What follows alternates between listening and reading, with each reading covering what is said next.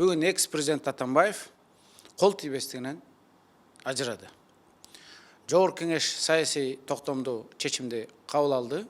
Эми мындан ары укук коргоо органдары Атамбаевдин президент болуп турган убагындагы иш аракеттерине укуктук баа берет. Эгерде ал аракеттеринде кылмыштын бир курамы болсо, анда ал сот аркылуу, прокуратура аркылуу жоопко тартылат.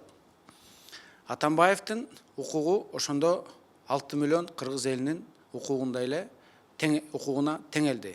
Эми ал өзүнүн күнөөсү жок болсо, ал адвокаттар аркылуу, сот аркылуу, массалык маалымат каражаттары аркылуу, жалпы элдин көзөмөлү аркылуу өзүнүн укугун коргой алат.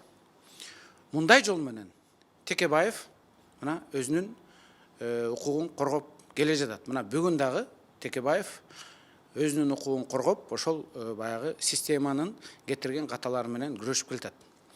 Атамбаев дагы мыйзамга баш ийип, сот аркылуу, адвокат аркылуу өзүнүн укугун коргош керек. Бирок бүгүн Атамбаев мыйзамга баш ийбейм, мыйзамга саботаж кылам, неповиновение кылам деп тегерегине адамдарды топтоп түндүк түштүк маселесин курчутканга аракет кылып атат. Муну эми биз ачуу чындыкты айтпасак болбойт. Атамбаев бүгүн өзүнүн коргоо максатында бир эң туура эмес жолду тандап алды. Сот аркылуу, адвокат аркылуу, мыйзам аркылуу укугун коргоо, эл аралык деңгээлде укугун коргоо деген институттар жол-жобо бар да. Бирок Атамбаев ушул элди дүрбөлөңгө салуу, түндүк түштүк маселесин көтөрүү, элди чабыштырууга багытталган иш аракеттерди жүрүп атат. Бул мен ойлойм чыккынчылыкка, кыргыз элине, кыргыздын келечегине, жаш урпактарга кылган кыянаттык, бул чыккынчылык.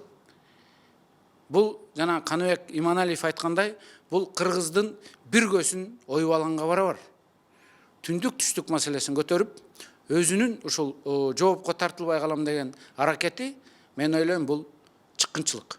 Ошондуктан Атамбаев эсине келип, акылы барды этегин жийип, элди таратып, кыргыз элге кайрылуу жасап, сотто адвокаттар аркылуу укугун коргош керек. Эгерде ал мындай жолго барбай, башка чагымчылдык жолго барса, биринчиден кыргыз эли ал мындай жаман жолго барбайт. Мен мага бөркүмдөй ишенем.